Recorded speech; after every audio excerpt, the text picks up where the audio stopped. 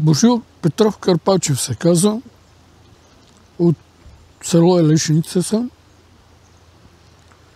Община Разлог. Това ми е родното место. Вероятно, всеки човек е така, свързан териториално с местото, в което е роден и израсъл. Моето мнение е, че ние живеем в рай. Не само заради това, че съм роден тук, обикалям доста по света и мога да кажа, че тук красотата на планините, на местностите, на долините, въздуха, някак си има една така чиста, натурална среда. На мен най ми допада. Изкушавам се да кажа една руска дума – прочна. Някакси всичко си е на место тук. Точно тази комбинация ми импонира. Много добре се чувствам тук. Това не ми пречи да съм критичен за нещата, които не ми допадат. Но, за пример, имам 3 синове и 3 си живеят тук. Стремил съм през целия си живот да възпитавам децата така, че да са свързани с родното место. Обикаляме, работиме по целия свет, но искаме да си живеем тук. Мога да кажа за извора, по нашите изчисления, това е приблизително. Общия дебит на извора, той се състои от няколко каверни, няколко отвора, през които излиза водата. Тя е между 55 и 57 градуса с сумарен дебит 40 литра в секунда. Това е един много сериозен ресурс и без така да внасям религиозност в аргумента, просто ние сме надарени. Това го има тук, това е дар, 24 часа в денонощието, всяка секунда извират по 40 литра, 55-57 градуса. И като енергия, и като вода, това е един невероятен ресурс. И ето от двете страни на извора има 2 могили. Това вероятно са от късната античност, тия могили. Това са гробищни могили. Малко зад големата могила, преди 30 години при разкопки беше открито неолитно селище, което е на 7-8 хиляди години. Преди 7-8 хиляди години, около 6 хиляди години преди Христос е съществувало това селище. Дори за древните хора тая енергия, този източник е бил притегателен център. Магнетизма на едно такова место, където има толкова много вода и топлина, е привлекал хората, те са живели тук. Могилите, вероятно и те са направени заради това. Тук е така сакралното место.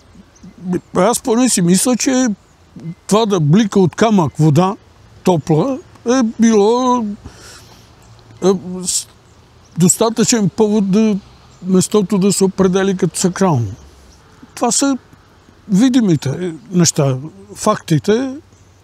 Има различни версии, теории.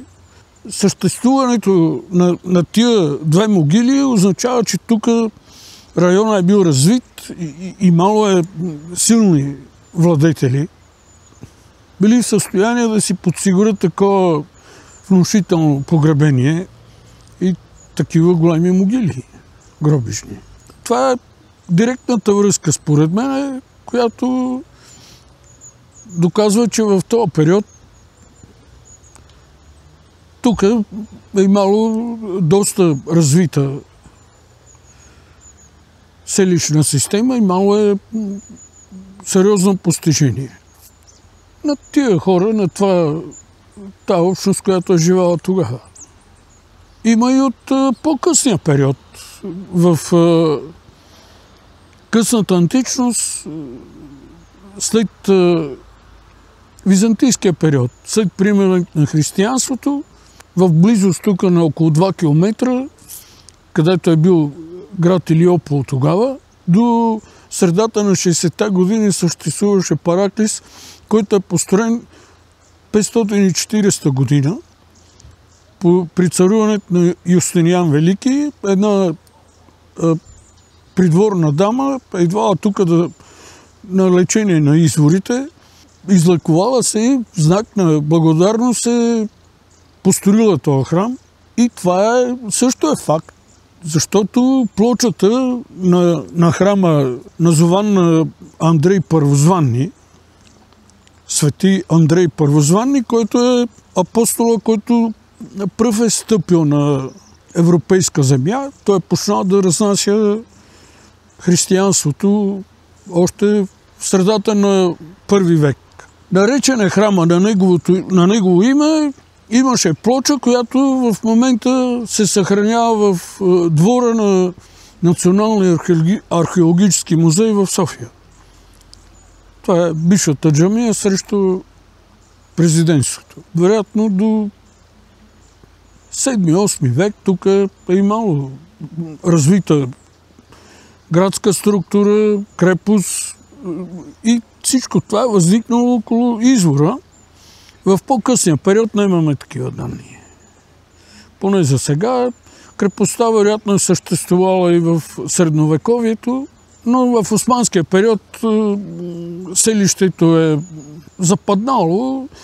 Вероятно голяма част от хората са разселили в околните планини. Може би до средата на 19 век цялата околия е била населена от малки селища. Тия селища, които според мен сега са оформени, са в 19 век. Като някои са имали и преди това малко по-големи такива населени места, но основно хората са живели в планините, занимавали са се с скотовъдство заради особеността.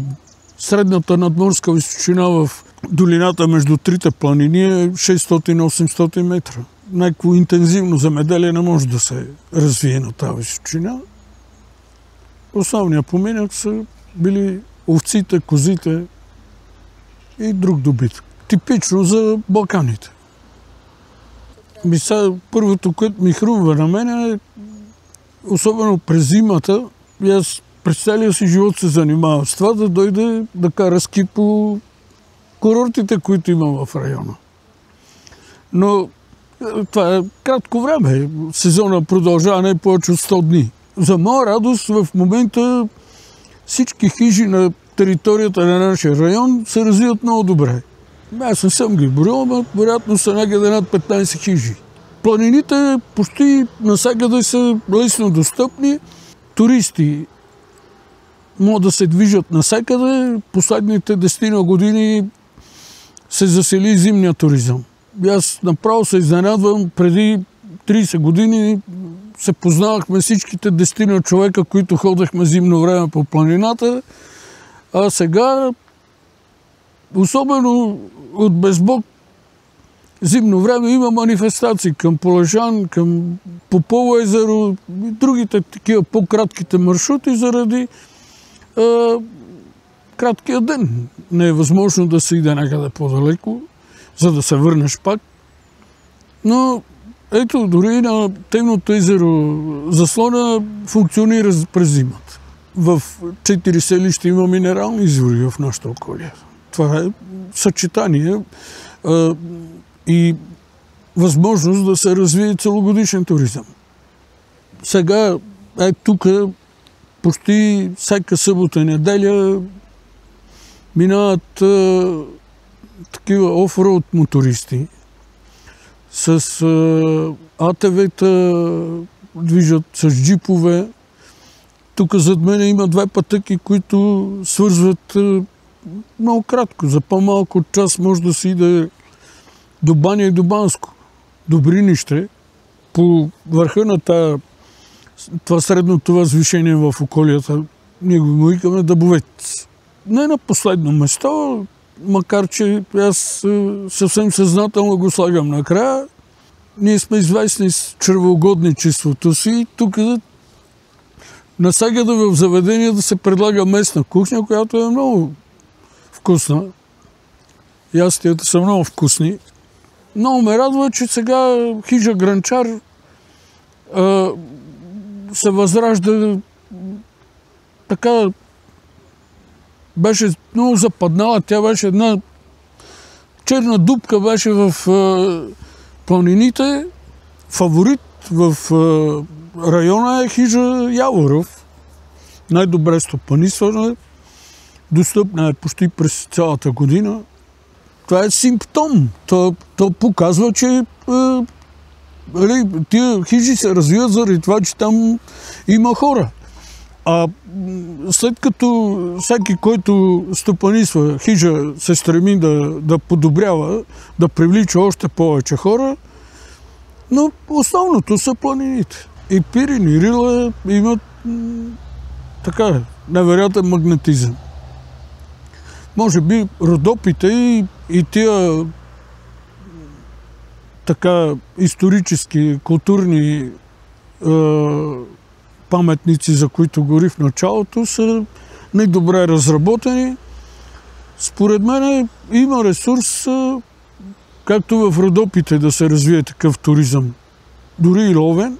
Трябва да се утилизират могилите, крепостите, които ги има в района, да са по-лесно достъпни. И това ми хрумва. Тук живее едно население, което вероятно обитава тази територия през последните, може би, 10-12 хиляди години. Ние сме много добре свързани с корена си. Може би това, което в момента изтъкваме като традиция в един Балкан туристски стил, малко така цивилизована, тук от тази територия се развива с един, според мен, похвален пулс. Нали? Не сме София или Пловдив, където има концентрирана огромна индустрия. Въпреки това, страшния период, който мина през 90-те години, всички предприятия в района бяха спрели. Хората намериха някакъв поминък. Може би около 20-25% от младите сега работят в чужбина или някъде в други градове в България, но са свързани. Тук си инвестират, поддържат си къщите, прибират се постоянно, когато имат възможност. И ако го свържат това с предишните периоди, поне в последните 200 години има зафиксирани 3 големи преселения от нашия район. И те са били предизвикани се от такива големи кризи. Криза, която не възниква тук, е внесена, но за пръв път, може би, сега има някакъв баланс между тия хора от тук, които отиват някъде да работят или да живеят, и външни хора, които се населяват тук. Освен географски, това исках да кажа, населението в този район има една специфика, един колорит, който е типичен. Дори диалекта е един за целия район, с изключение на селищата, които живеят мюсюлмани, там може би диалектът е още по-архаичен. Това ми е последният аргумент. Ето, хората остават и си живеят тук и се развиват, намират начин да се модернизират и въпреки това не си губиме традициите, езика, знаеме си историята. Всеки може да дойде да го види това. Няма да използвам думата автентично, но е живо.